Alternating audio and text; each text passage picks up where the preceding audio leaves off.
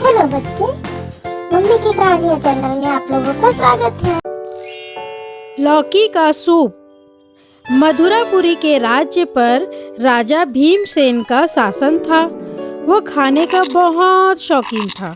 उन्होंने एक विशाल भोजन कक्ष भी बनवाया था और विभिन्न राज्यों के प्रतिष्ठित रसोइयों को आमंत्रित भी किया था।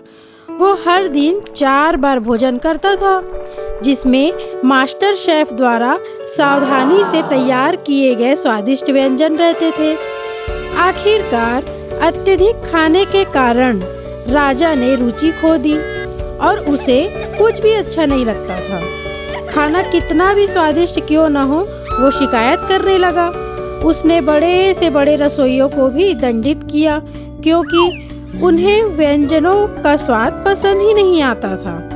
अंत में शाही रसोई में कोई रसोइया नहीं बचा था। मजदूर रसोई में बारी बारी से काम करने लगे। राज्य में कोई रसोइया राजा को खुश नहीं कर सकता था। एक दिन दूसरे राज्य का एक युवक रसोइया की नौकरी के लिए राजा के पास पहुंचा। भीमसेन ने उससे पूछा, क्या आप कुछ ऐसा बना सकते हैं जिसे मैंने अब तक नहीं चखा है?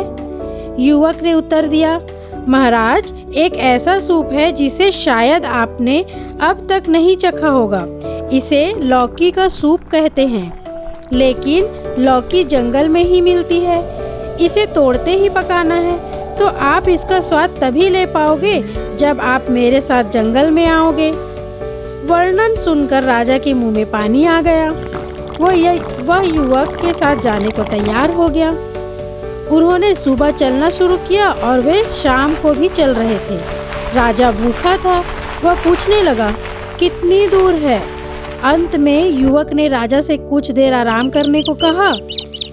थोड़ी देर बाद उसने कहा कि उसे लौकी मिली और राजा को दिखाए बिना सूप तैयार करने लगा। सूप बनाने के लिए उसने सिर्फ प्याज का इस्तेमाल किया था। उसने राजा को भेंट की, महाराज, ये रहा आपका लौकी का सूप। भूखे राजा को सूप बहुत स्वादिष्ट लगा और उसने सब पी लिया।